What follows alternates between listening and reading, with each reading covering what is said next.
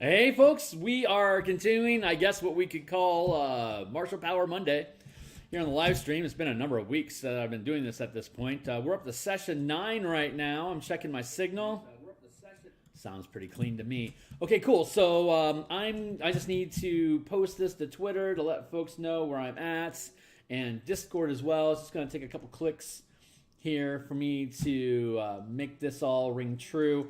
While I am clicking a bunch of buttons, if you could do me a favor and click a couple yourself, subscribe and like below to let the algorithms know that I'm worth YouTube's time to promote, as well as if you want to follow me on Twitter, you can get notification about whenever I jump online, whether it is I'm doing more development for Martial Powers, or the Mass Combat System, or the Eberron adventure that I'm working on, or 5-color mana spell point variant rules, or any number of other projects, including the artwork and layout design and editing process that goes behind these types of things. That would be fantastic. So give me a second here. Delete that, and this was a mistake. I didn't mean to put that there. Okay, cool. So we are in the mix here, and I am done with blasting signals. So we should be able to get into. Oh yeah, and if you click the link below, this color mana spell points bundle that you see is the link that you have in the description below. All my work is 100% preview, so you can look at it before you buy it. If you like how it looks, please support to encourage the amount of time it takes me to develop this stuff, along with all the artwork and all the page layout that I do, the editors that I hire, the writing staff that helps make sure that it wordsmith good. Support, promote, appreciate. So what we're doing today, I have been assembling this Martial Powers Ranger Blood Hunter playtest content, where we are looking specifically at Ranger content, the Martial Powers Ranger Monster Slayer specifically, utilizing Blood Hunter mana point costs instead of whatever it is that the Blood Hunter's trying to do. Instead of cutting yourself like we really shouldn't be encouraging people to do.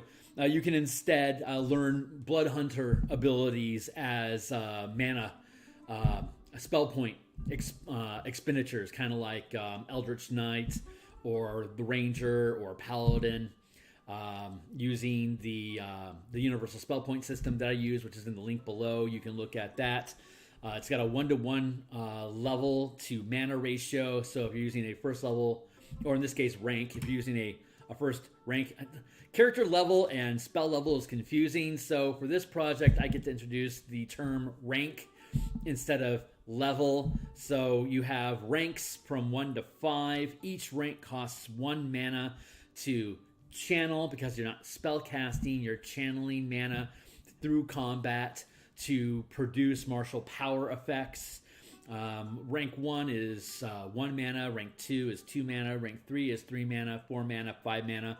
You know, I was really debating for a while whether I should have this proceed at the same rate of accumulation that half-casters have, rangers and paladins and artificers, of 5th level at 17, 4th level at 13, 3rd level at 9. But what I'm finding is that I want to have a separate multi-classing system from what the spell-casting multi-classing system typically utilizes, so that you can encourage people to multi-class their characters and have them blend however much of one class or another that they want on their way from level 1 to 20. So if I had progressions at 2nd level, 2nd at 5, 3rd rank powers at 9, etc., then you're hitting these breaking points where when you hit 5th, then you could swap to another class at 1st level and continue accumulating martial power. But if I push it back to 6th, then you have to start making decisions about, do I want to gain a second subclass feature from, like, say, the Barbarian, or do I actually want to cut it off at 5 because I just got my extra attack and that's good enough. I didn't want to go back and then start, say, accumulating paladin levels. So there's interesting breaking points that happen throughout the builds when you push back the level, the rank that they can gain at 6, 10, 14, and 18 respectively. It also is no coincidence that Eldritch Knights and Arcane Tricksters gain 4th at 9 and 3rd at 13 and 2nd at 7th and 1 at 3rd. So this is a nice stepping stone between Eldritch Knight power and Ranger power at 19 and 17. This puts it in the middle of it, and since these are unique martial powers, not crowbarring spellcasting into the martial power allotment of Ranger, like rogues and fighters, and as well as barbarians, we can scale them into 5th rank and not really have to worry about being overpowered in comparison to what a rogue would normally be able to do with sneak attack damage, or what a paladin can normally do with divine smite, which will be part of the playtest content that we released. So the power die, we know that if an ability requires that you roll a power die as part of channeling the power, then that die is going to escalate, very similar to the Battle Master's die or inspiration from a bard. But we also don't want to have them outpacing other classes, so that the other classes have a reason to continue synergizing with your own character. We're not trying to build, I can do this all on all my own characters. We're trying to build characters that have a wide array of powers that lets them have both interesting in combat as well as out of combat options, so they can increase their utility and you can manipulate their action loop both in combat as well as during social and exploration encounters. So starts off with adding a D6, then it gets into a D8, and then it gets into a D10. And for every point of mana, most of these powers, for every point of mana that you spend, you can use multiple dice, but you're limited to what your max rank is. So a 10th level character could channel up to a 3rd rank power. Potentially, that power would allow them to roll 3d8 as part of channeling that power, and that 3d8 would either be added together as potential additional damage, similar to a paladin's divine smite, along with additional kicker features, or like we'll see here in a moment with exploits and certain reactions, that if, like, for example, you're modifying a d20 die roll, like if you're improving the ability check when you're, say, trying to use thieves picks, you don't want to give them 3d8, add them all up, so you got a potential plus 24 to your die roll, because that completely blows bounded accuracy out the window. That's more like Pathfinder sort of scaling, or 3rd edition scaling. That's not what we want to do. What we're doing is, when you roll multiple dice like this, you're taking the best of those rolls. So you could just get by most of these things, and we'll see it here in a second, so let's just go ahead and tool down there.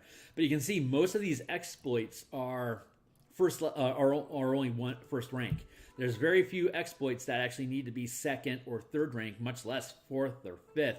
I'm actually struggling to find reasons to charge somebody 5 mana on a die roll if they're just trying to modify their stealth roll. I'm having a hard time justifying it, but like as a unique ability. But if you wanted to, you could spend 5 mana, giving you, once you get up to 5th rank, you would have a D10. So if you spent 5, like let's find one of these. Let's go with Charge and Power, Fumatic, Gifted, Stint, Flash, Heart, Master Burglar. On check, gain +1 power die per mana to an ability check using Acrobatics, Thieves' Tools, or Stealth. So if you're making an ability check that uses one of these using either one of these skills or tools, like in this instance, if we're trying to be sneaky, we use Stealth, right? So it only requires 1 mana to channel this ability. And so when you make your die roll, that's when you channel the mana. You burn it from your mana pool. It comes back on a short rest. But you have, if you spend 1 mana, you at 1st level you get a D6 die roll and you add it to your ability check. But if you're, say, 18th level and you can channel up to 5 mana using a D10, you would then roll 5 10-sided dice, but you would take the best roll and then add that to your 20. You're not heavily incentivized to blow stupid amounts of mana when you're doing an ability check roll. You are incentivized to blow huge amounts of mana when you are channeling strikes that can do 5d10, add them up, and then do damage, similar to like a banishing strike spell that a paladin would have. But again, it's different from and less optimal than Divine Smite. So even though most martial characters have the ability to utilize these strike powers, they in no way outshine the raw Nova damage that a paladin can deal out at will. So hey, I got some comments. What up, Flutes? What you got saying here? I love how ambitious you are with your homebrew projects. Mana is such an intriguing system. Thank you very much. It is there in the description down below. There's the bundle to all the 5 color mana spell point variant rules, the universal spell points, the warlock spell points system.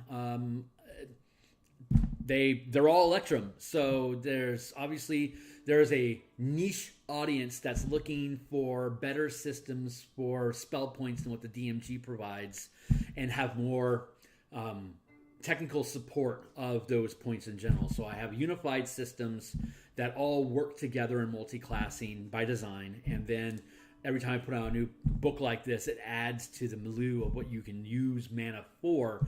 And this is the other big flagship that goes alongside the 5 color mana spell point variant rules that I've already published. So this will allow us to use mana for all 13 classes, so that you could, say, dive into a Ravnica campaign, use these martial powers to have your barbarian, say, Rakdos with black and red mana. Maybe you assign black to your exploits while assigning red to your strikes, so that you're changing the flavor of the type of mana you're channeling to represent your guild. Or in Strixhaven, you could have a lore hold. You could have a lore hold monk that has white and red mana, and you can have him, like, say, be a Kinsei, but then having these martial powers to add to the options that are available as a monk. So hey, what's up? It obviously requires a lot of work to depart from the advancing system, let alone for martial class powers. Yeah, no kidding. Wow, thanks, Flutes. It's I've been working on it since I think I'm like 9 months into it. None of my stuff is fast. I work on multiple projects at a time, so I can have a lot of breathing room. Like, I've only spent, like, maybe outside of this stream, I only spend like maybe 3 or 4 hours a week on even looking at it, because every time I walk away from it and I let it breathe like that, it shows me where, oh, this was too ambitious, this is too powerful, or, oh, I can see, because I just saw a Trent Monk video, I can see how this completely clashes, like this particular concept completely clashes with mechanics that he's pointing out. What's a good way for me to be able to stress through that so that I can eliminate that problem?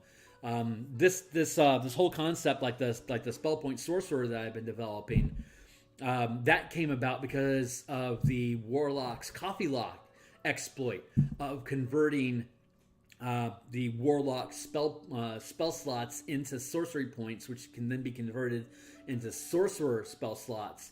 So if your DM lets you stack up on short rests, you can get a huge pile of spell slots as a sorcerer to spend, which Wizards didn't really care if that was a loophole or not. They're just trusting if it's not okay for your game to do something about it. Well, what I decided to do about it was rebuild how sorcerers use their sorcery points on an ongoing basis, so that you don't actually need to convert them into using the flexible casting system, so that you can kill the Coffee Lock.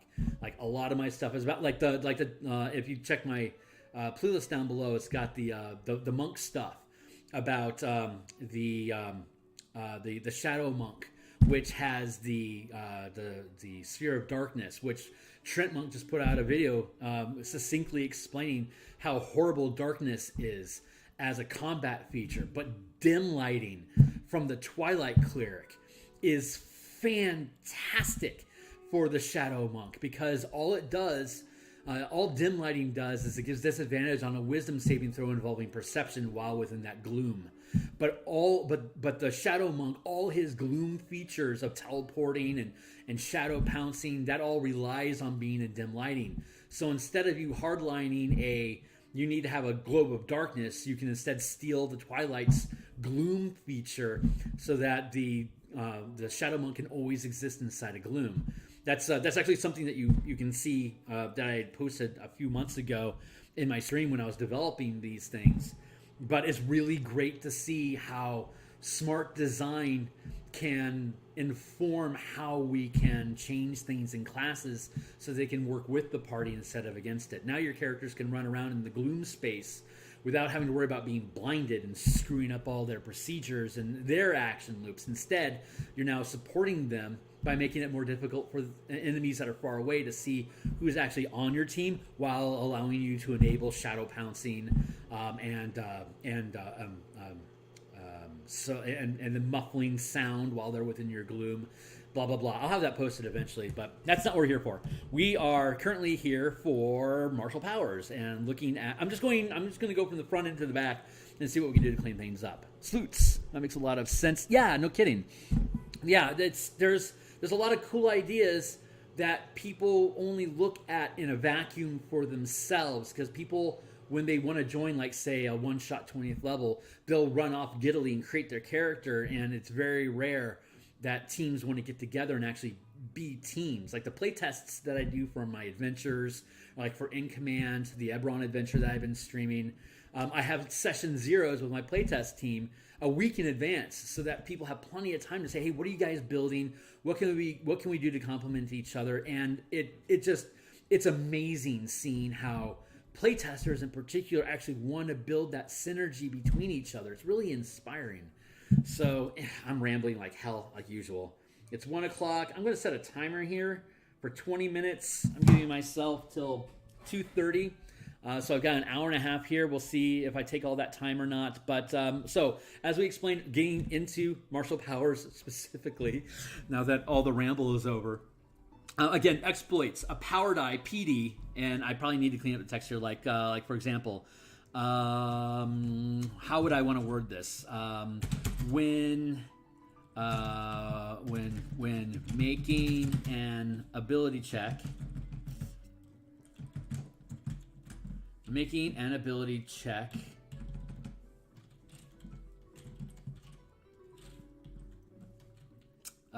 with tools you're proficient with,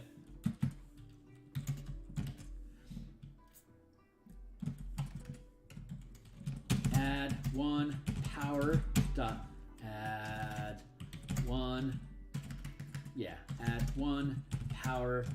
die per mana channeled.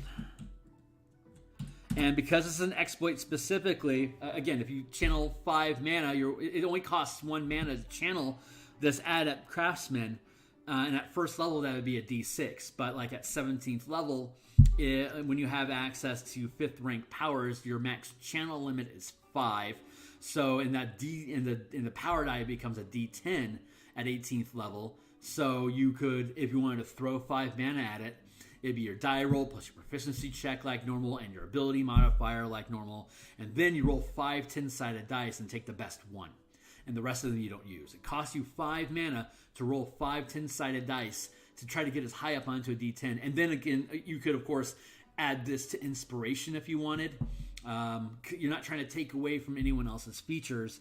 That's why you want to have a cap limit on how much your die roll is going to modify, so you're not completely blowing bounded accuracy out the window. A bard that can give you a D6 on inspiration, and you can give yourself a D6 on this. That's up to 2D6. That's potentially a maximum of 12 that you can gain, but both you and the bard have expended resources to do this.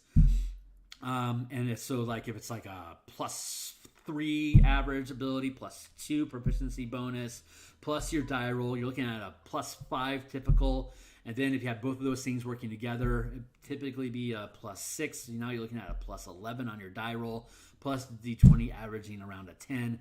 Chances are, if you're spending a point of mana on this and your bard is backing you up, you're probably going to end up clipping somewhere around a 22 on the die roll, which is pretty damn good for a second or a third level character trying to, say, use lock picks to crack open a safe. But you're spending one of 2 mana you have at second level to have that advantage. So this is great for a rogue.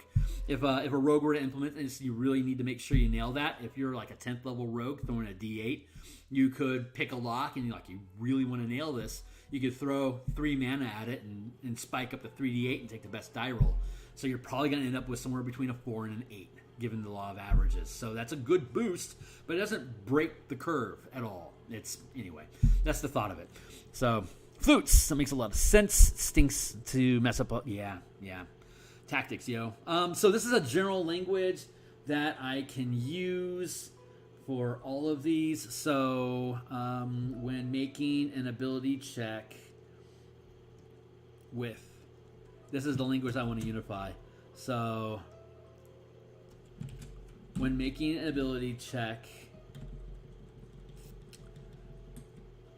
let's see. When making an ability check,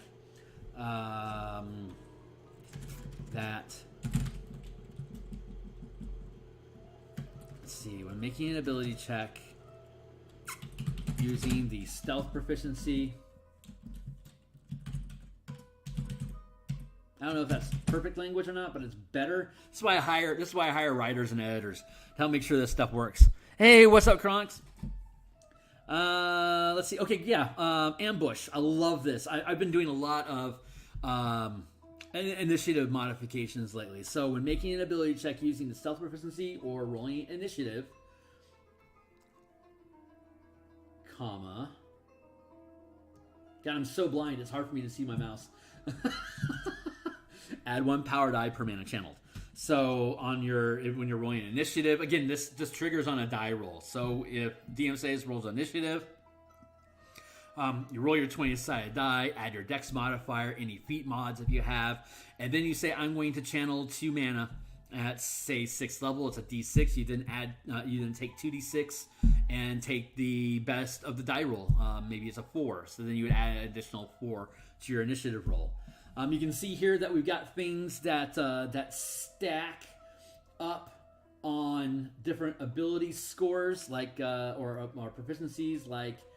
Okay, here we got acrobatics here on ground fighting, and we have acrobatics down here on Master Burglar. Both of these gain PD. So, like, if you have Master Burglar and you have ground fighting, and you decide to channel both of those to modify your acrobatics die roll, it's no different from putting 2 mana into channeling ground fighting or channeling Master Burglar. It's the same thing, because you're going to take all those dice and just take the best roll from it.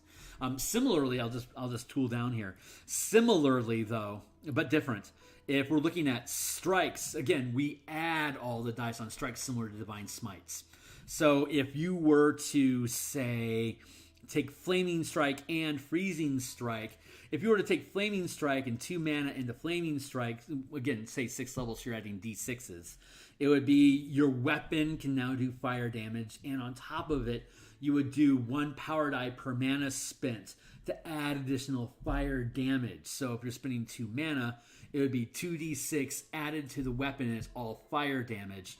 And then on top of it, power target catches fire, takes damage equal to the maximum power level per turn until dex saves. So like this would, if you're channeling 2 mana into Flaming Strike, your max power level at 6th level is 2, so you'd be doing 2 fire damage per round until the victim succeeds a saving throw against your channel DC, which, like, say if it's a fighter, it would either be strength, dexterity, or intelligence. Take your pick. Like if you were to have an Eldritch Knight, and instead of learning some spells, you would instead decide to choose to learn some powers. The Eldritch Knight's casting stat is intelligence, so you could decide to have your powers channeled with intelligence as well, or you could instead go with dex or strength, depending on what type of a melee action loop you prefer to use, ranged attacks or hurled / melee weapons. So you have that option. But again, this is all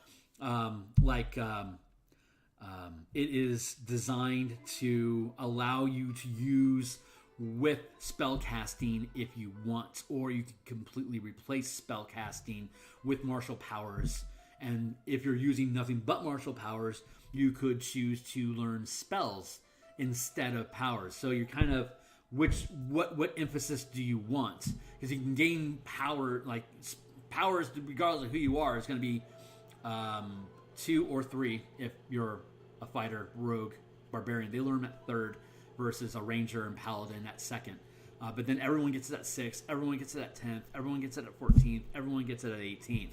So a ranger that gets 5th level spells at 17th level would be able to channel 5 mana into a martial power because his max level power is 5. But if there's any martial powers that require 5th rank to learn, then the ranger wouldn't have access to it until the following level at 18.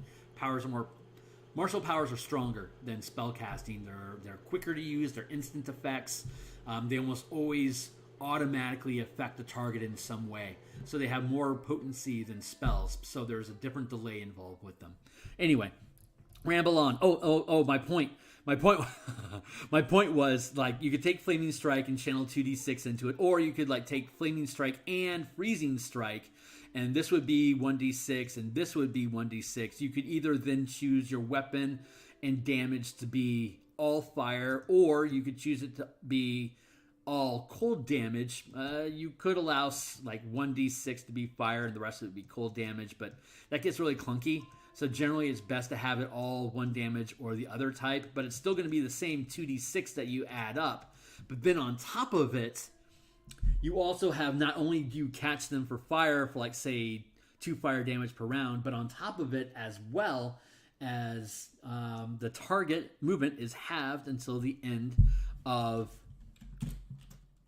its next turn. So you can hit it with both freezing and flaming strike on the same hit, and it'll catch them on fire and it'll slow the movement at the same time.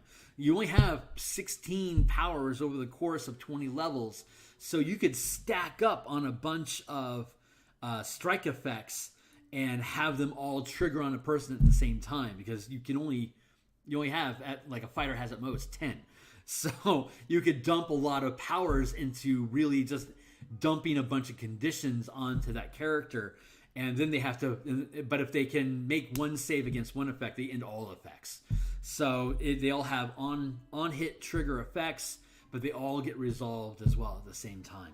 So a lot of punch, a lot of value, like Shocking Strike, and Flaming Strike and Freezing Strike. If you were to be 10th level and you were to channel 3 mana into a strike using a D8, you would not only do 3d8 damage and not only catch him on fire for 3 points of damage until he saves, and have his movement until he can make a save. But with Shocking Grasp on top, with Shocking Strike on top of it, the target can't take any reactions either until the end of their next turn. And as soon as it can't take reactions until the end of their next turn. See, this one only has until the end of the next turn. It's not an ongoing effect. No, this one is until the end of its next turn, so that lasts 1 round. But Flaming lasts until the dex save is successful. So for 1 round, you slow their movement, you take away their reactions, and they're on fire until they can make a dexterity saving throw. But since these other things only last until the end of their next turn, this should be there instead of its. It has a very short punch to it. So 3d8 damage for 3 mana. You're doing your weapon damage. You're doing either fire, lightning, or cold damage. It's an extra 3d8 damage on top of it. You're slowing up. You're reducing their movement to half, and you're taking away their reactions until the end of their next round. So you have the ability to debuff on hit with kind of like the paladin smite spells, but without having to spend the extra bonus action first to set it up. So there's added value there that makes it... The problem that marshals have with damage is that spell effects either drastically outpace the instant burst damage that is outpacing a weapon hit, and spells are often doing ancillary debuff effects like confusion and stuff like that. That isn't represented well for marshals. So this allows you to implement them, and it's short term. So if they can make their saving throw, they can end all effects, or it only lasts for a round, kind of like a monk's stunning strike. If it triggers, in that case, you have to make a saving throw. But you can notice here that we don't have any kind of stunning stuff going on here until, where do we get that? Paralyzing Strike is a 4th level power that basically acts like until the save ends at turns. It's basically on hit, hold person or hold monster. Basically, it's a 4-mana hold monster spell, which is about on pace with where it should be. And as soon as they make their saving throw, the effect ends. But you also dealt damage to them, and they're paralyzed in the meantime. So you could whop them up front with a 4-mana hit. Target must make a wisdom save or be paralyzed. So it's basically identical to hold monster. They get their initial wisdom save, and if they fail that at the end of each turn, they get to save again to free themselves from the effect. Meantime, they're paralyzed. Go ahead and whump on them. So good stuff. But again, I'm geeking out and rambling again. What I want to do is go through the text and work on cleaning this stuff up. So when making an ability check, using... So that's ambush. It affects stealth checks and initiative. Practice charlatan is when making an ability check using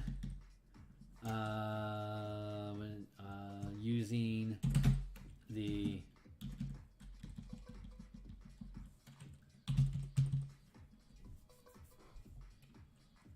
when making an ability check using the stealth skill or rolling initiative, using the deception, performance, or sleight of hand skill, add 1 power die per mana channeled. I don't know if that's... When making an ability check,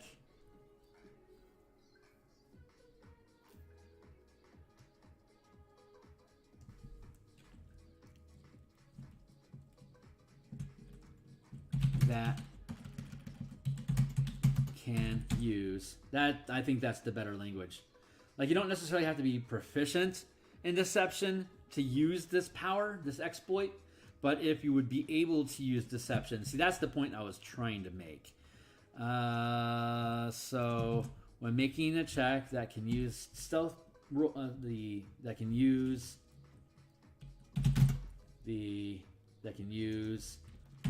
the stealth skill, or when rolling initiative, that's the language I think that I want.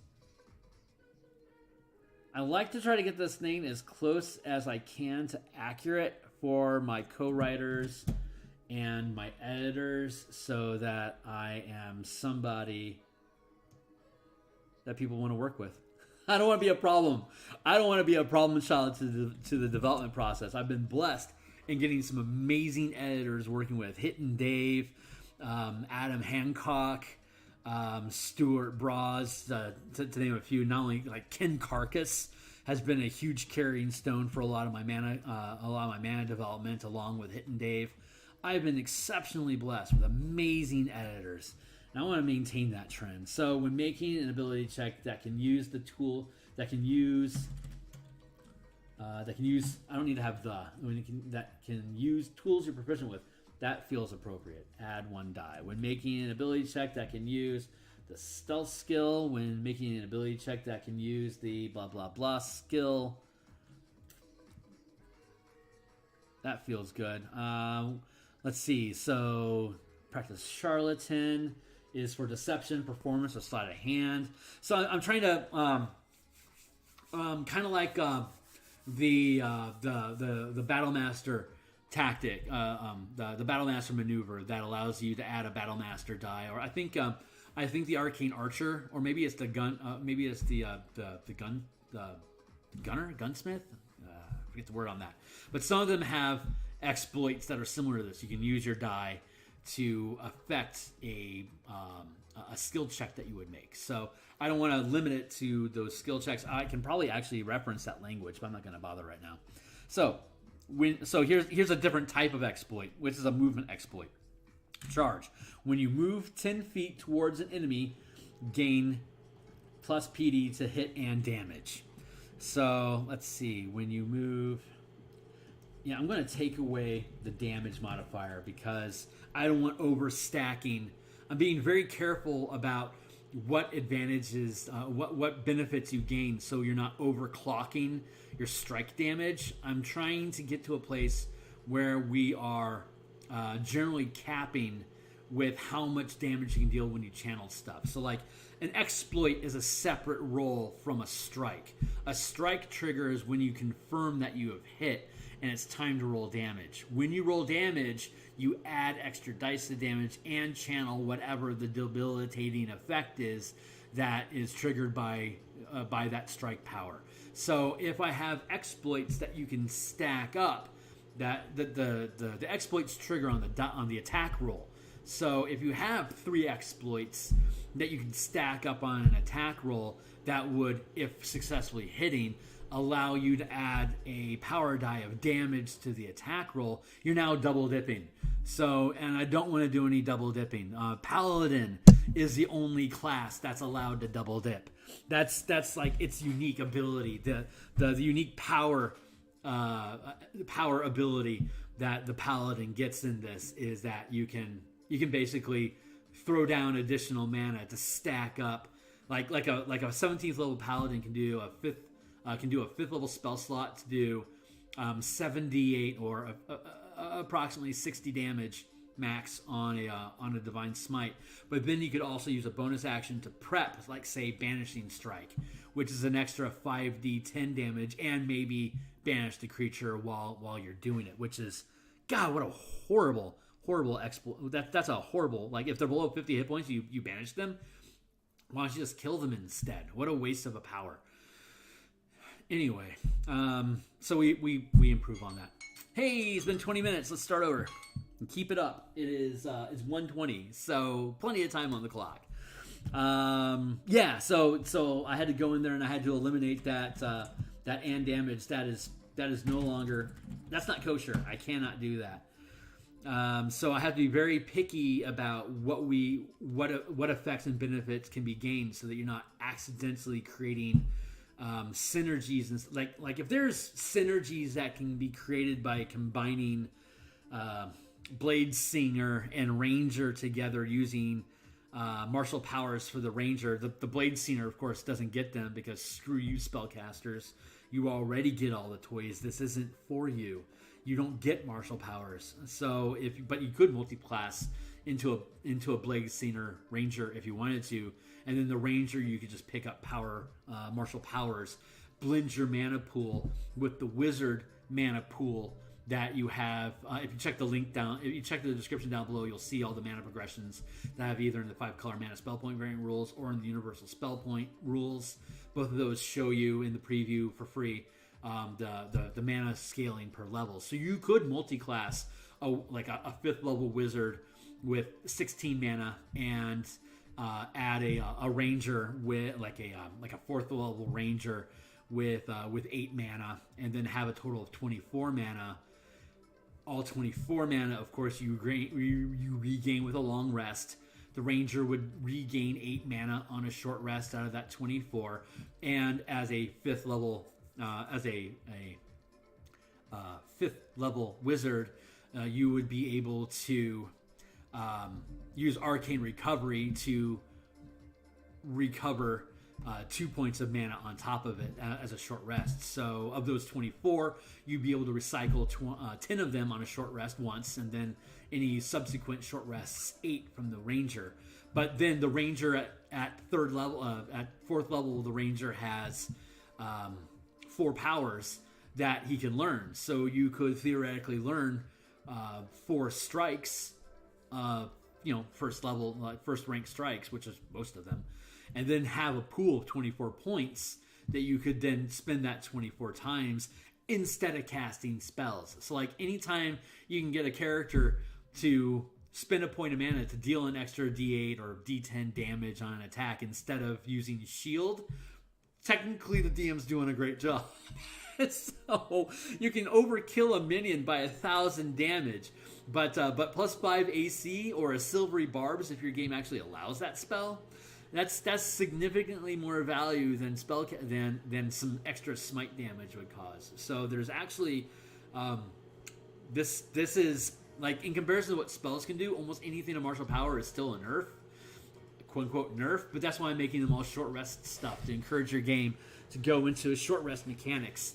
And like fighter and rogue have ways of getting bonus points, as does the barbarian, getting bonus points as you go, which I'll include in the playtest content once we get there. So anyway, ramble on. Charge. When you move 10, so this is a movement exploit. So when you choose to move, that's when you that's when you spend the mana.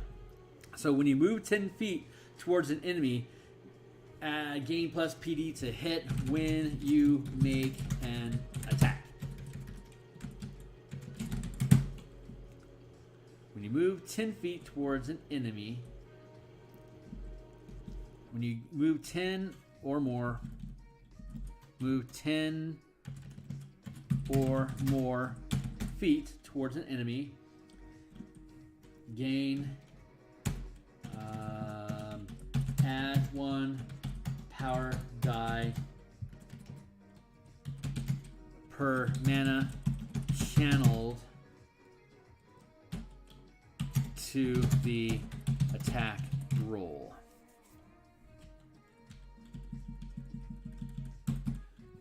That's assumptive. It can't be to the attack roll. To channeled to... Let's see. When you move 10 or more feet towards an enemy, add plus towards an enemy and make an attack. And make an attack.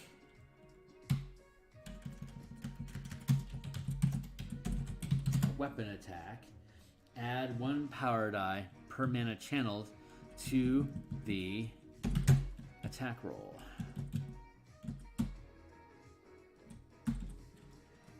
Period. Now let's see how that interacts with what else we got. We got something. These are exploits, ambush, practice, charlatan, cliff runner. I know there's something in here. Empowered shot. Gain plus 1 PD per mana to a normal ranged attack roll. You can use strikes in the hit and gain plus, and you cannot add plus PD damage. So the hit. Let's see. Ground fighting. Extended attack. Flash of insight. Gain advantage on the ability. Okay, that's an advantage. So you could stack flash of insight with charge. Where else are we looking? Natural hunter. Precise attack. Gain advantage on PD per mana to an attack roll. So that is more flexible than charge. So let's see. When you move 10 feet or more, 10 or more feet towards an enemy and make a weapon attack. When you move,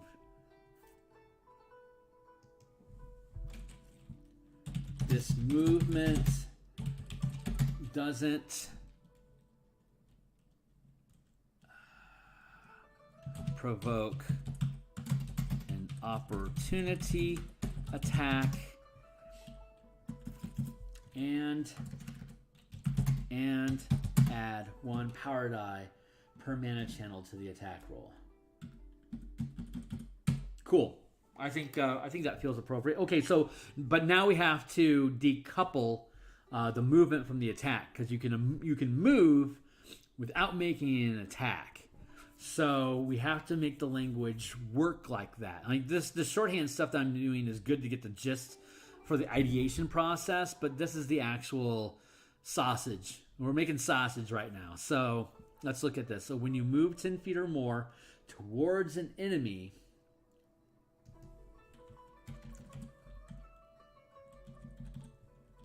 this movement doesn't provoke an attack, doesn't provoke an opportunity attack,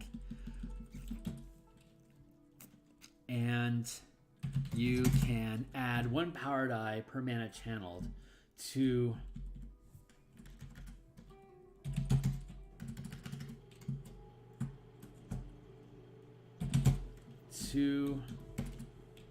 the first attack roll targeting that enemy. That's close enough for now. See how I decoupled that? So you have the movement, which is 10 feet or more towards the enemy, so you automatically are getting the don't provoke opportunity attack in the movement towards them.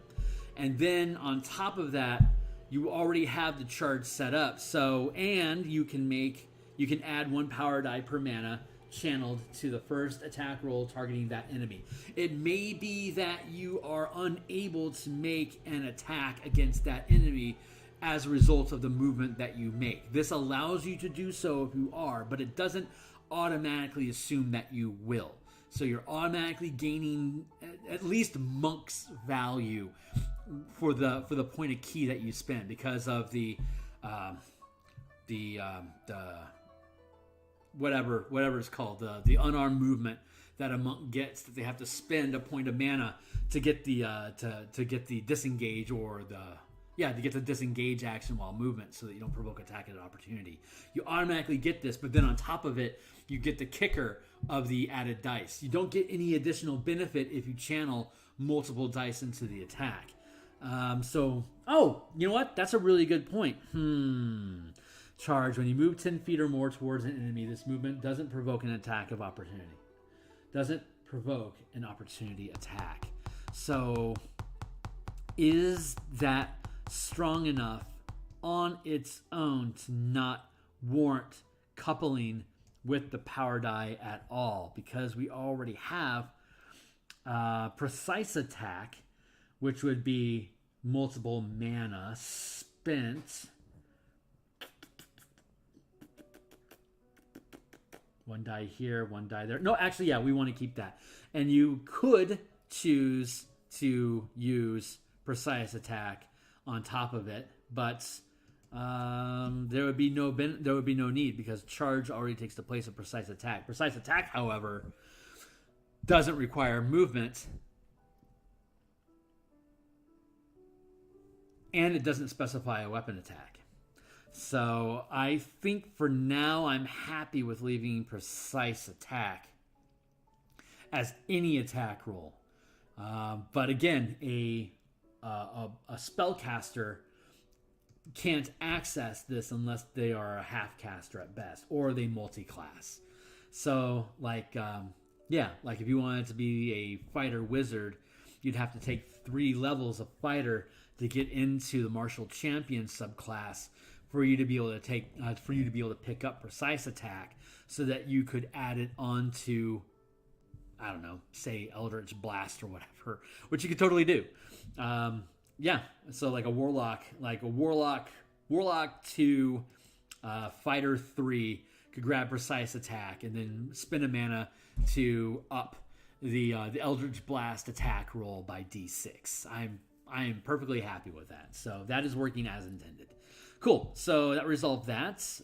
Like I said, today we're making sausage. We're cleaning up the language. And when you do language cleanup like this, it starts to point out, like in circumstances like this, do these mechanics do too much? Are they duplicating something else's effects? And what do we need to do to wordsmith it so that it is a unique ability that is worth taking on its own? So there you go.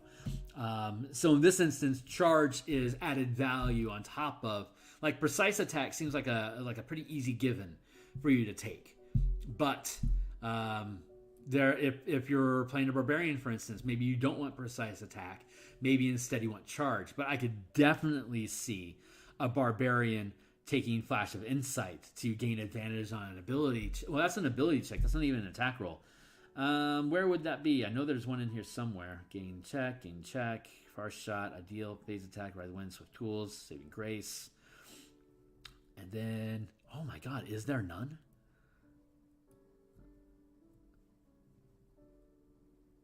Flash of Insight makes sense for ability check, because that's gaining the advantage is good. I don't think we actually have. Let's see. Gain. Flash of Insight. Ability check, attack roll. There we go.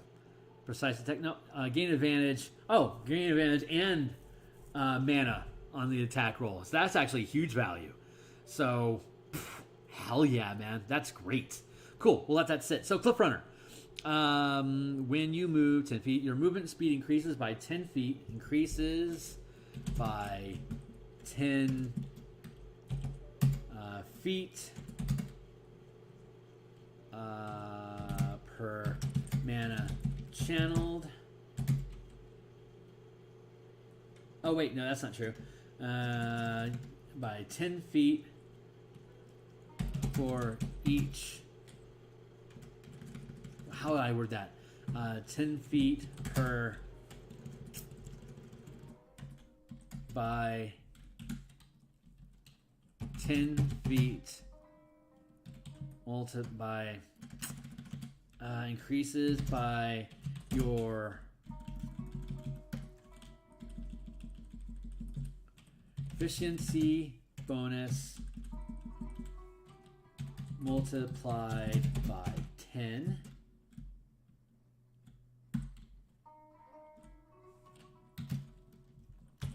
And your movement speed. So your movement speed increases by your proficiency bonus. What is it? Cliff Runner. You gain a climb speed equal to your movement plus 10 feet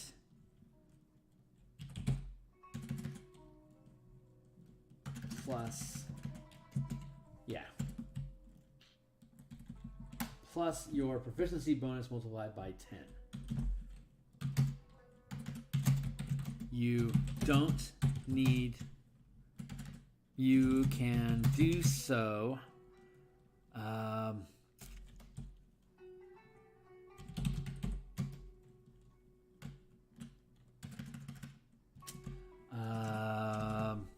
Let's see. You gain a climb speed equal to your movement plus your proficiency bonus multiplied by 10 until the beginning of your next turn. You can climb without using your. You can climb this way without using your hands. Period.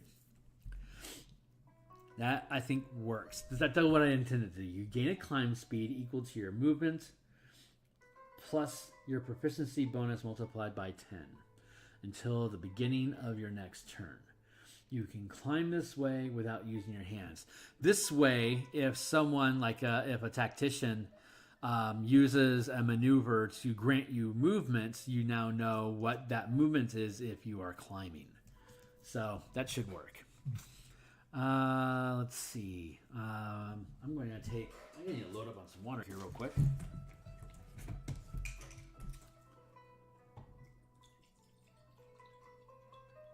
Yeah, I don't think I actually need to have each discipline of power. I'm calling them disciplines. There's 5 disciplines. There's exploits, actions, reactions, strikes, and sustained powers. So there's 5 disciplines of power, and I don't think I need to have 5 ranks of powers for each discipline.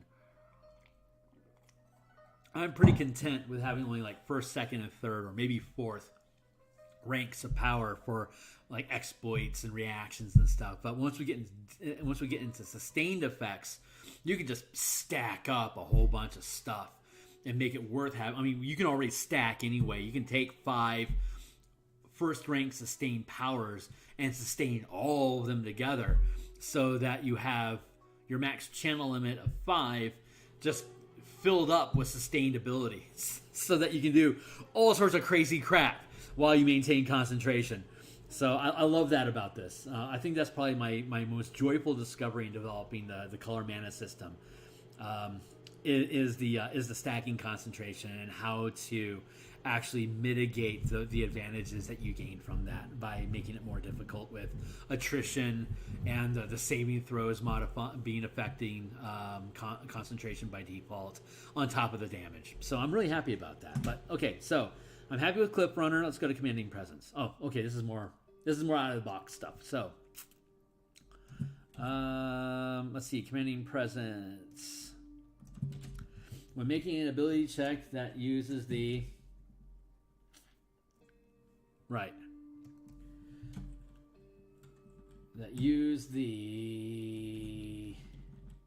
Intimidate, Performance, or Persuasion skills. Is that how I write that? Skill, comma, add 1 die per mana channeled. I'm cleaning this up now so that I can provide this document for folks to have a free beta test. So I'll post it online for folks to look at the document and build martial power characters from it themselves. So add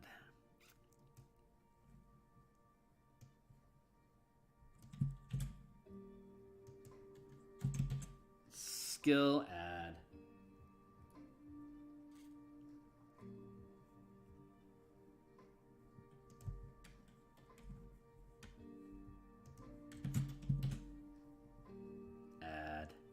what else we got down here? Magic items, ability checks, or stealth. Skill, add. So I will skill, add. Performance or religion, skill, add. Oh, I love this cut and paste stuff, man. That just makes my day. Or investigation, skill, add. Or survival, skill, add. Cut and paste, cut and paste, cut and paste. Let's look at some of the more. Let's just comb through this a little bit more. Medicine. Hey, is medicine even an actual skill? Let's go ask D&D Beyond.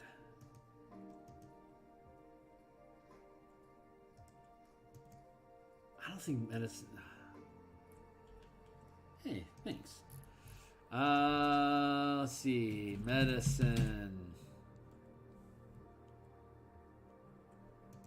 I don't think that's an actual skill. I don't think that's a skill. Where am I? Healer's kit, medicine. Yeah, I think medicine was a 3E skill. Medicine. Oh, skill. It is. Medicine. Skill. Take wisdom medicine skill check. Lets you try to stabilize a dying companion or diagnose an illness. But then there's also a healer's kit. Okay. I'm totally hip with that. Yay, I did it right. When using a healer's kit or the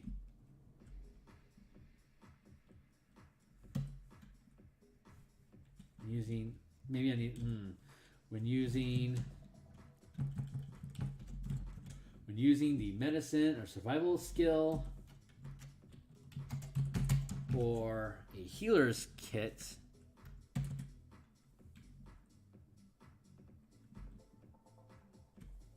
that can use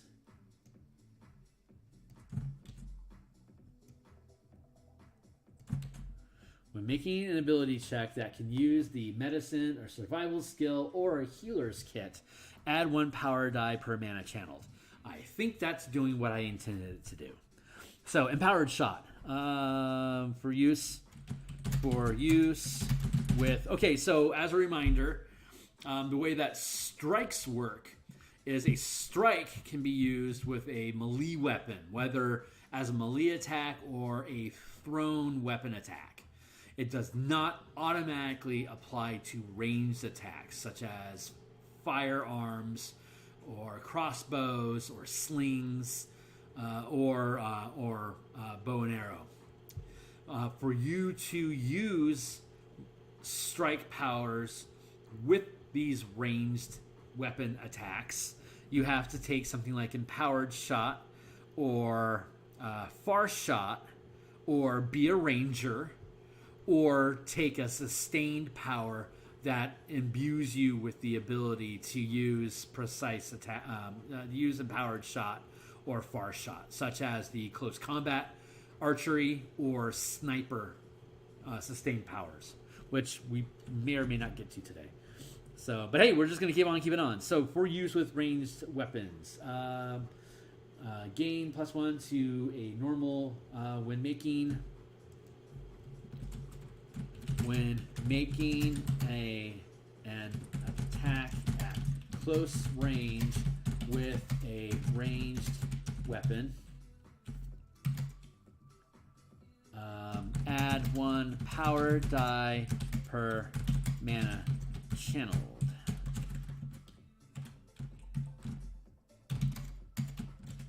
In addition, you can use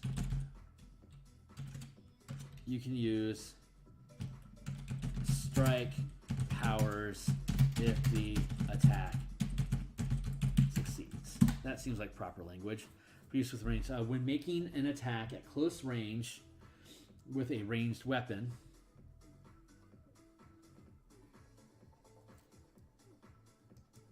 when making a ranged weapon attack at close range, that seems a little bit more elegant.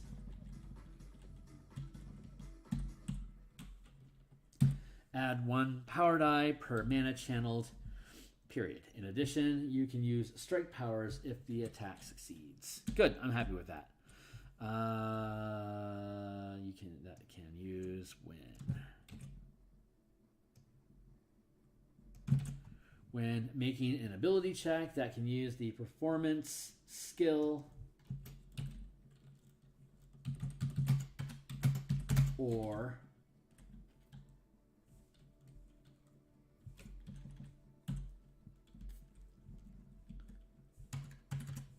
artisan tools or a musical instrument, comma, I am pretty happy with how this is panning out, comma.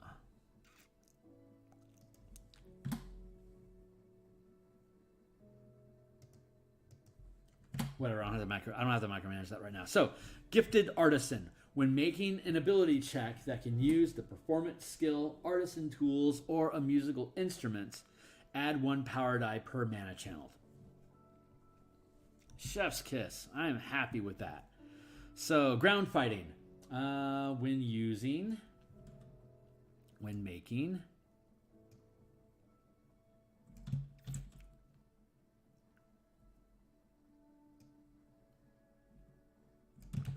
When making an ability check that can use the acrobatics, athletics, or athletics skill, or when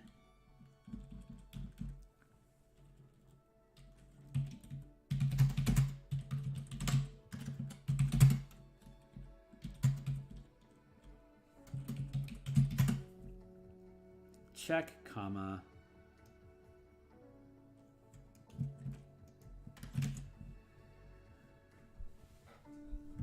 so when making an ability check that can use the acrobatics or athletics skill, or when making or opposing,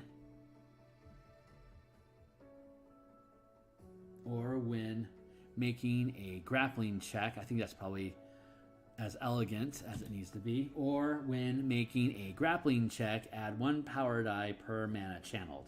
And again, grappling is an ability check, so you would stack up dice and then take the best out of those rolls. Inquisitive.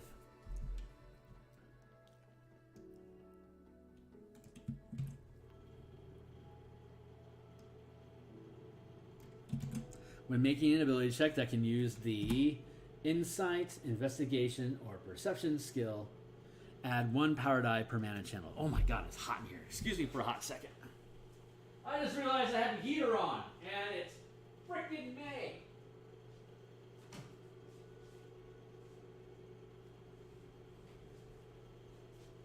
Holy Hannah. No wonder I'm dehydrating. It's 70 degrees in here. That's redonkulon. I am going to crack a window. Crack a window, eh? There. Window cracked. Let's see where we're at. 147. How's our timer? Cool. We are doing great. We are doing great today. Extended. Okay, so let's see. Extended attack. For use.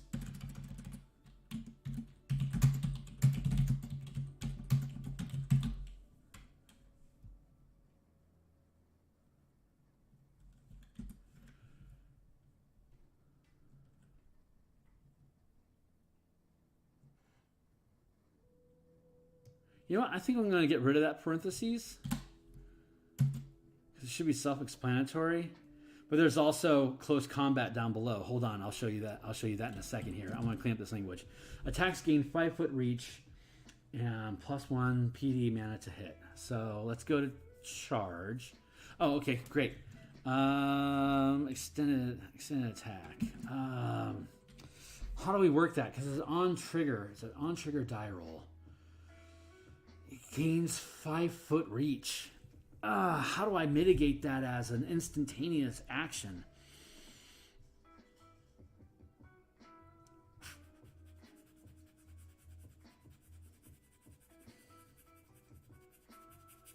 Does this actually need to be a reaction? Oh, no, it doesn't. Because it's... got it. Because it's... Right, because it's not a reaction. But this could be used with a... This exploits can be used with reactions. So that's actually pretty important. So we'll see how that interacts. When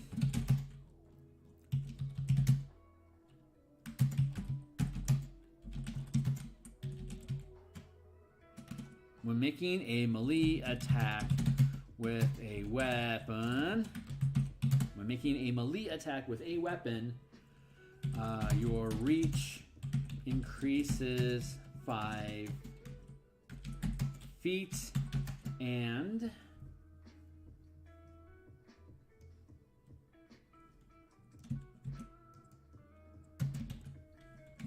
man, that's some easy jazz I'm listening to, ain't it? I'm fine with it. And add 1 power die.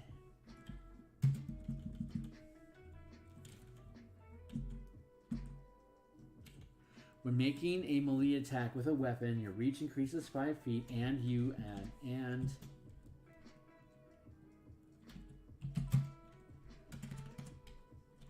when making a melee attack with a weapon, your reach increases 5 feet, and you add 1 power die per mana channeled, and your attack roll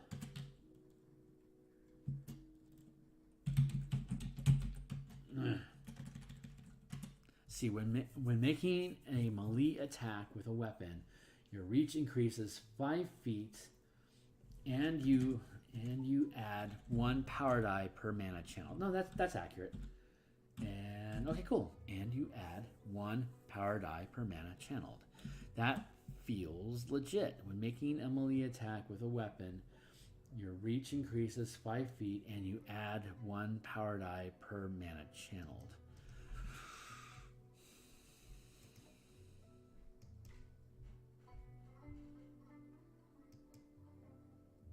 Yep, I'm go with it. When making an ability check. No, that's bold. When making an ability check,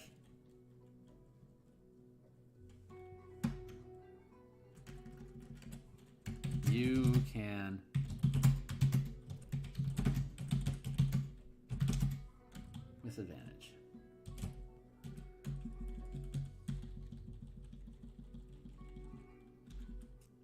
Nope, that's not right. When making an ability check, you can roll with advantage. Bam. Sucker. Heart of Artifice. I love this one. When spending a charge, when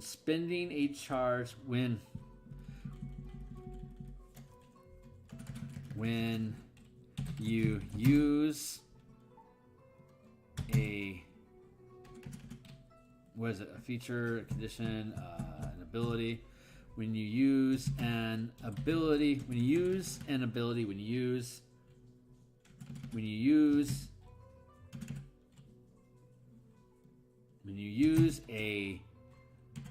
use the ability of a magic item that requires spending a charge,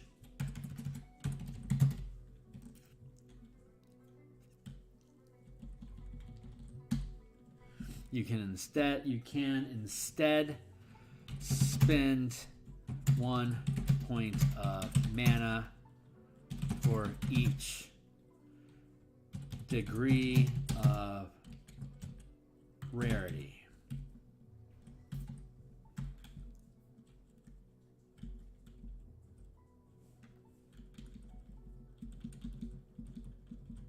For each degree of rarity. For each degree of rarity,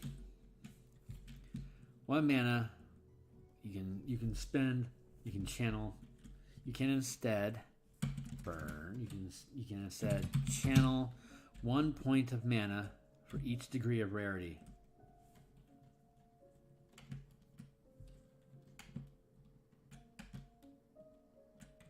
You can instead channel an amount of mana equal to the rarity of the magic item as listed below.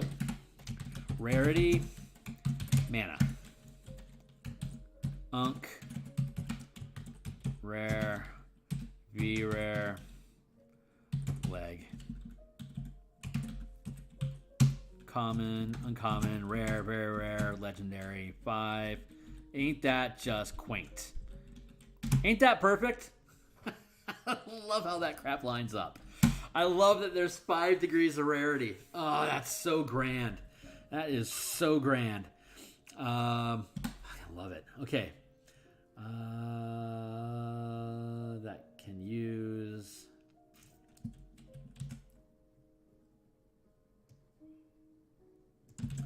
When making an ability check, that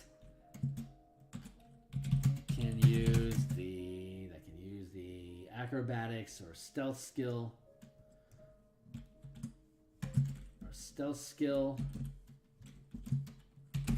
or thieves tools.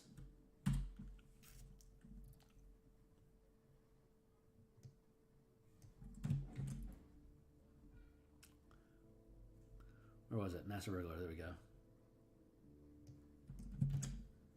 Add 1 power die per mana channeled. That can use the acrobatics or stealth skill, or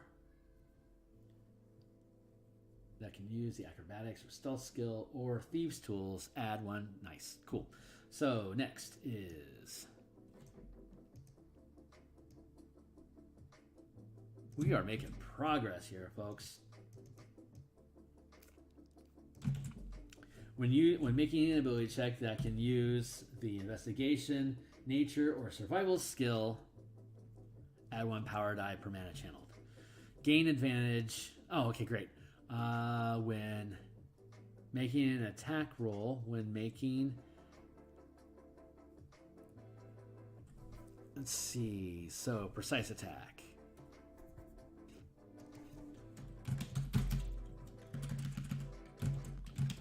When making an attack roll, making an attack, you can roll with advantage and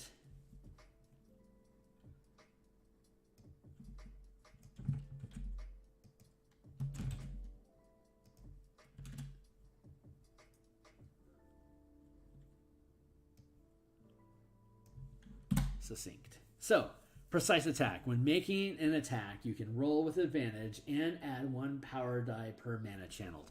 Man, that is freaking value.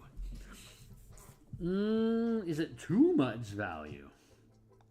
Let's see what we got going on down here. Phase attack, ride the wind, swift tools, far shot, cooperative effort. That is a twofer. That is potente. I'm going to gatekeep that crap behind too. Yep, precise attack. That feels like a second level.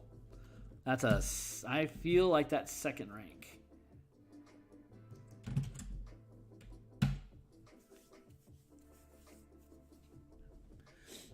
Since the second rank, it automatically requires 2 mana, which means that you would make the attack with advantage and add 2 power dice to the roll. So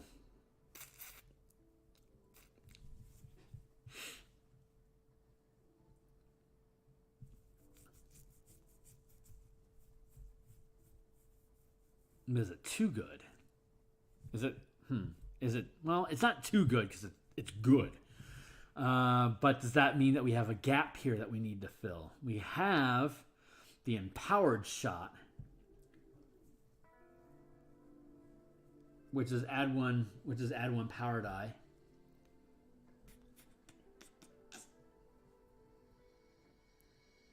When making a ranged weapon attack at close range,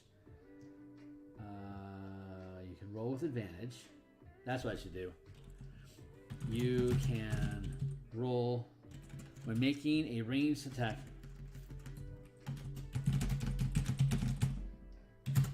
There you go. You can make a ranged weapon attack at close range with advantage. In addition, you can use strike powers if the attack succeeds. Nice. Much more concise there. Now let's go down to far shot.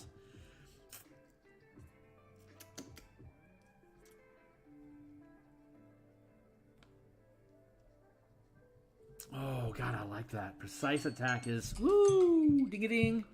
So we're at 2 o'clock. We got another 20 minutes on the mark. So actually, I'm going to cancel this, and I'm going to drop this down to 15 because I actually have till 2:30, so I'm going to give myself 15 minutes here. Let's scroll back up. Master Burglar, when making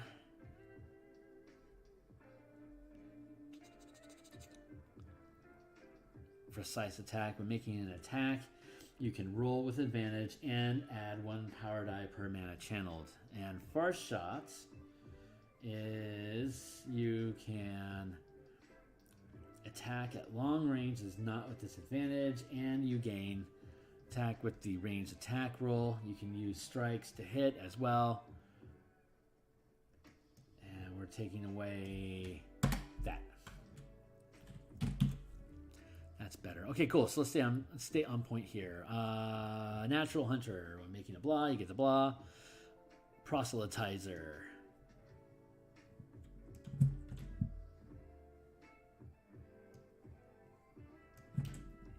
When making an ability check that can use the intimidation, performance, or religion skill, add 1 power die per mana channel. Great. Resilient. Saving throw gains proficiency for that roll, or expertise. Okay, great. When making a saving throw,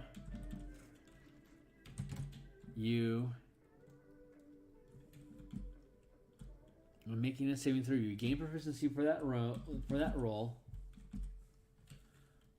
or if you already have proficiency,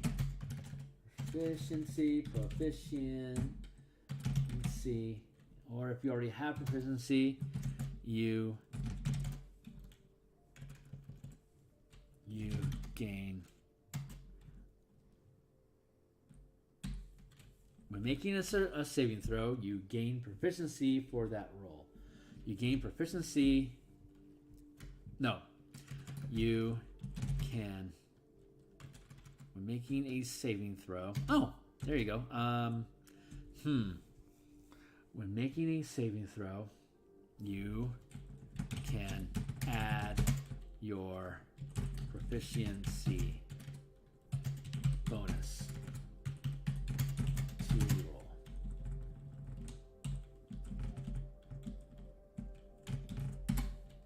Great.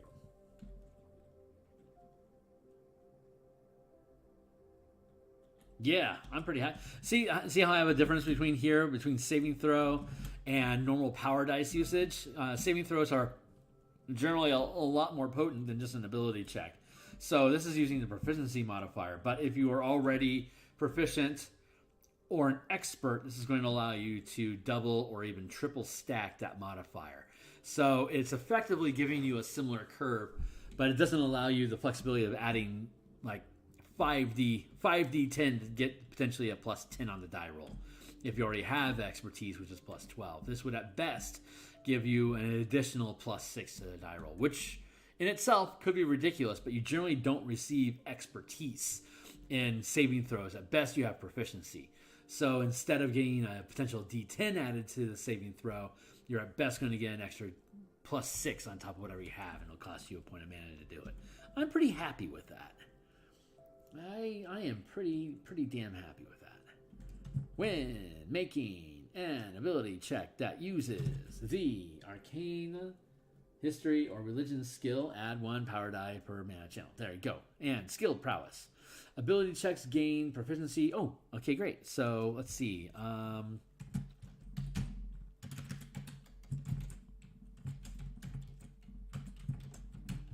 When making an ability check, you can add your proficiency bonus. When making an ability check, you can add your proficiency bonus.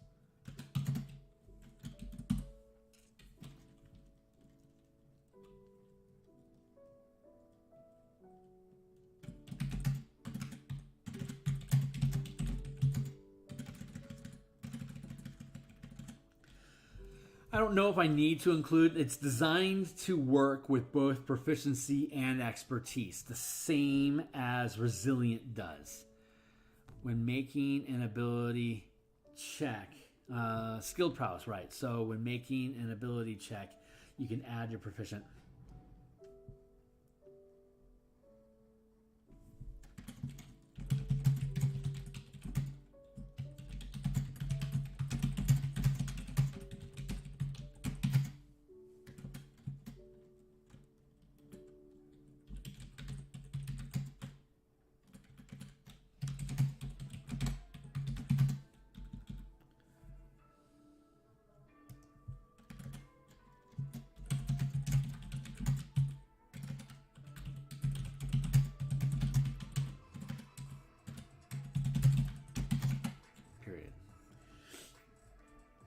Even if you're proficient,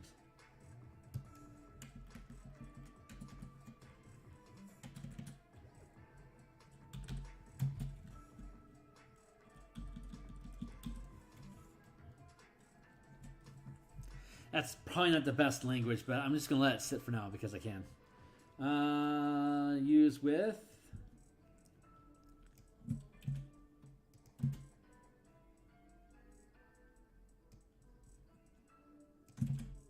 when making an ability check that can use the history, insight, or investigation skill.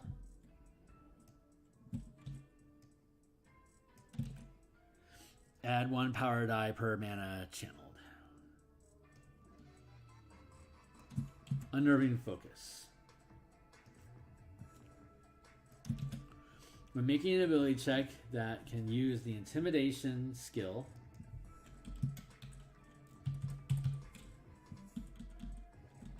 when making an ability check that can use the intimidation skill, or while rolling to determine if you maintain concentration,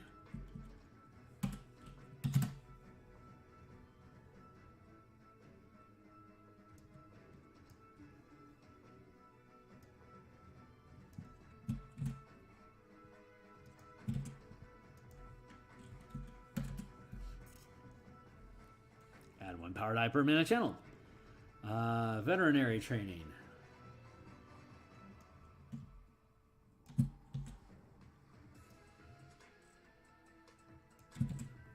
When making an ability check that can use the animal handling, medicine, or survival skill, add 1 power die per mana channel. Twink. Cool. Cooperative effort. When using the help action to grant advantage to an ally's ability check within 30 feet,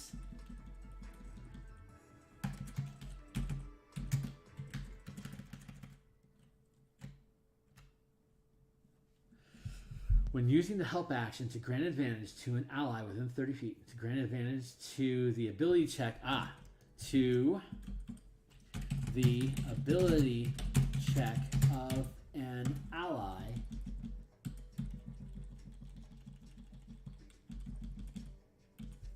within 30 feet of you,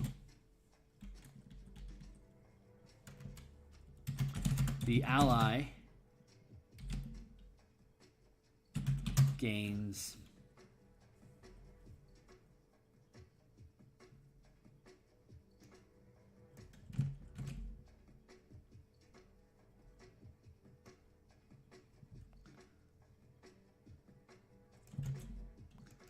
the ally can add 1. The ally add 1 power die per mana channeled to the ally's die roll. Period. Nice. So it's going to at least be 2. It's going to be at least 2 dice that are going to be added when you use the help action. So not only are you granting them advantage, they're also getting 2 dice out of it. Oh my god, that's value. That's pretty damn good value. So let's go with the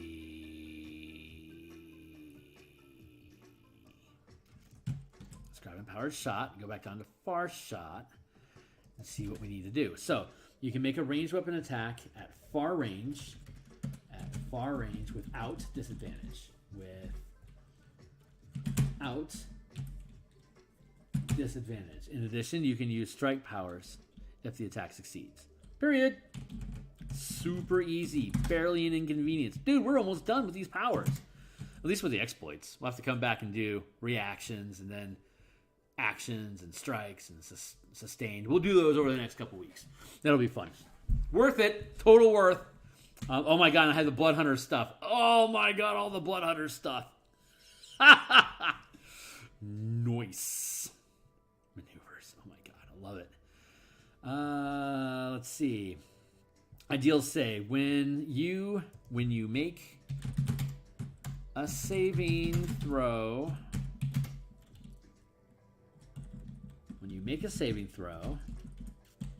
you can choose which saving throw to roll.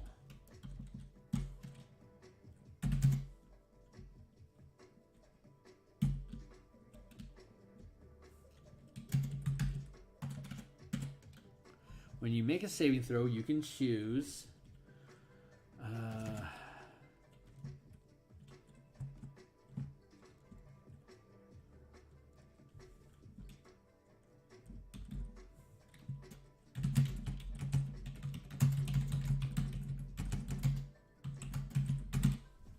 I don't know if that's the best language, but I'm going with it for now. Let's see. Phase attack equals when you make an attack roll against a target with cover, ignore all but full cover. When you make an attack roll against a target with less than full cover,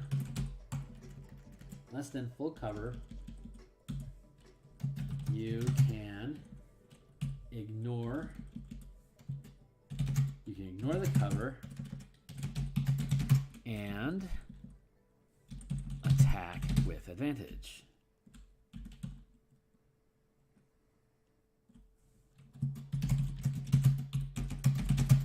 If you can see the target.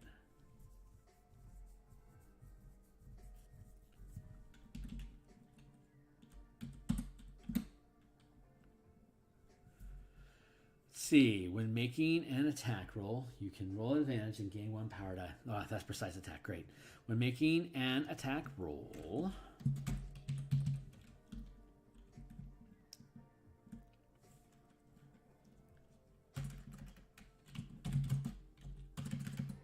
you can make an attack with. You can make an attack roll with advantage. And add 1 power die per mana channeled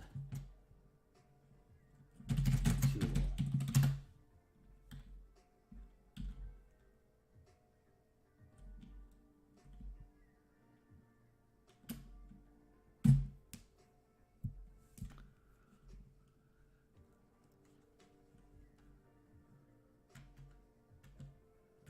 Per mana channeled.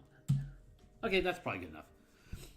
Let's see what the editor says. Let's see. Ooh, Ride the Wind. This is another movement exploit. When you move, what's the language of Cliff Runner?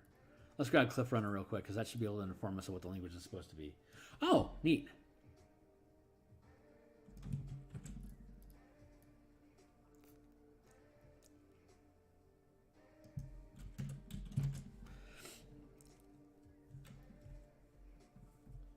Let's see. You gain a fly speed.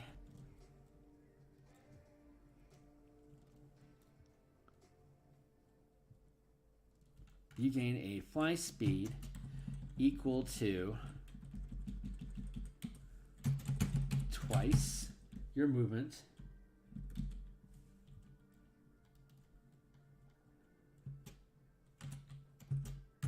until the beginning of your next turn.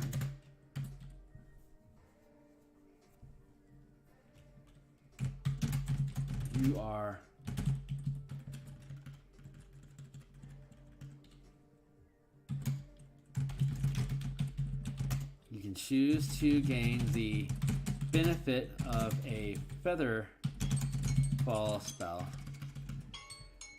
Last 15 minutes of a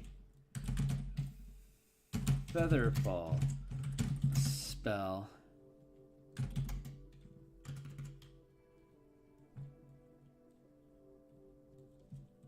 When this power ends, if you choose.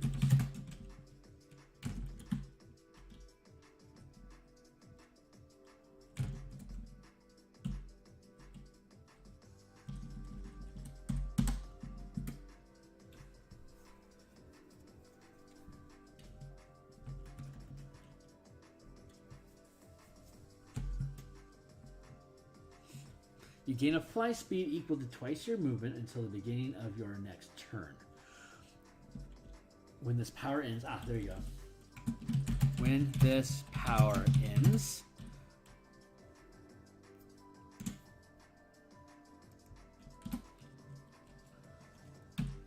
you can choose to gain the benefit of a feather fall spell.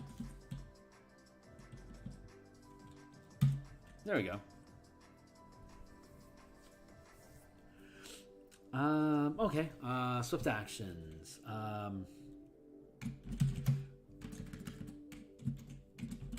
When using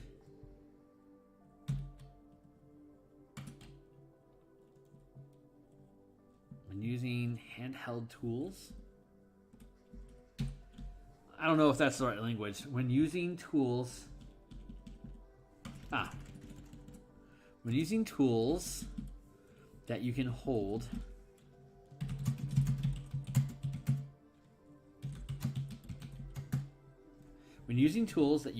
in 2 hands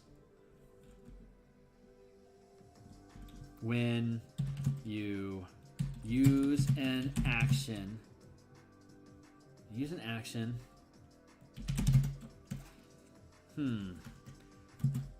when using tools that you can hold in 2 hands which would normally require an action. This is clumsy. Which would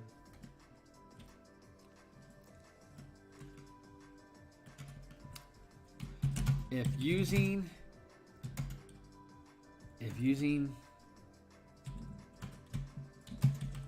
a tool that you can hold in one hand, if using a tool that you can hold in one hand would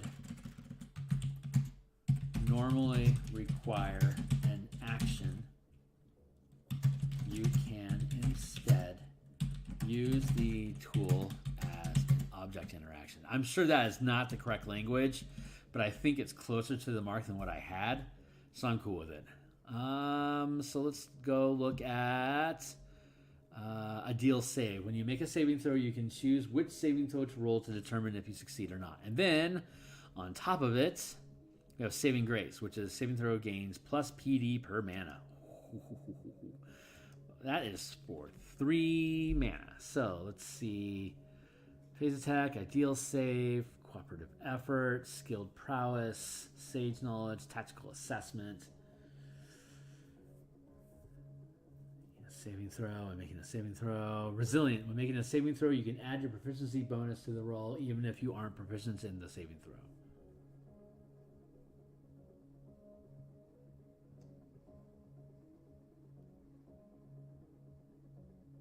To the roll. I don't know if I actually need the even if you're proficient, so we're just going to leave that as it is. And then, so that's resilient for 1, and then we have the ideal save, which is you can use a saving throw that you want for 2.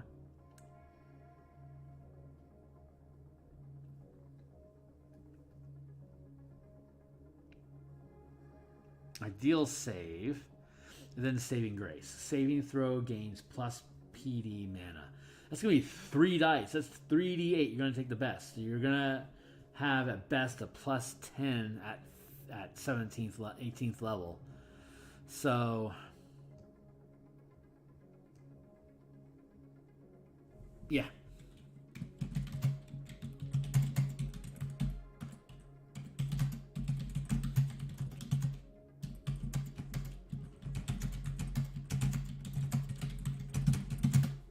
I think I'm pretty good with that per mana channeled.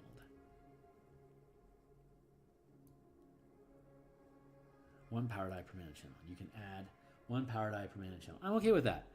And there are no 4th or 5th. There is, and honestly, I think I'm okay with that. That's a pretty damn good exploit. That's ridiculous. It costs you a lot, though. I mean, being minimum of 10th level and requiring 3 mana for you to do it at the same time, and at best getting a D8 out of it, or even maybe a 10. That's no worse than a bard. So it's within fair game. Let's see, Mystic Synergy. Blood Hunter power. Blood Hunter exploits. Blood Hunter power conversion exploit 3. Mystic Synergy. When you use your bonus action to channel a maneuver, you can make a weapon attack as well. Oh, that's fun. When you use your bonus action, when you use a bonus action to channel a maneuver, you can make a weapon attack as well.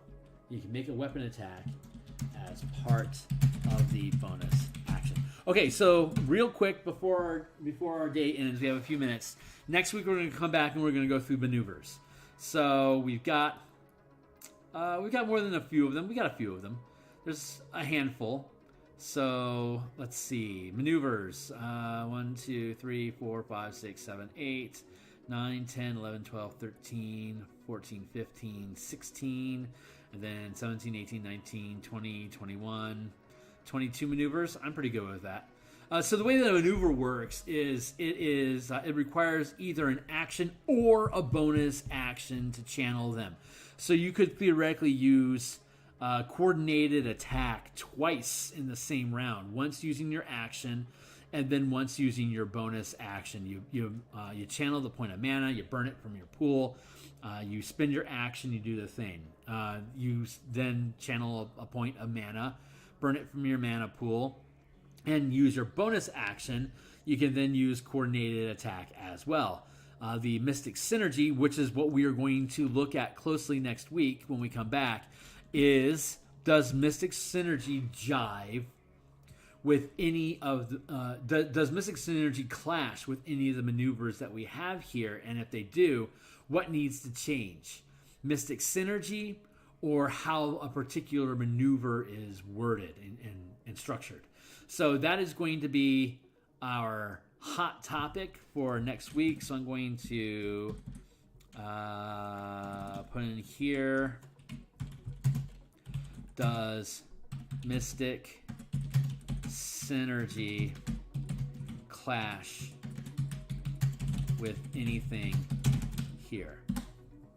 Okay, and so since Mystic Energy is an exploit, how that works is that when you spend your point of mana to channel coordinated action, you can then, as an exploit, spend 3 mana.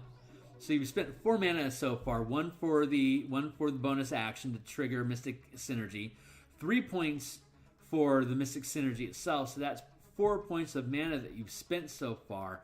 You would then get coordinated attack, which is you can empower a target ally within 30 feet to use its reaction to make an attack with a power die to hit bonus and damage versus a target that you and your ally can both see.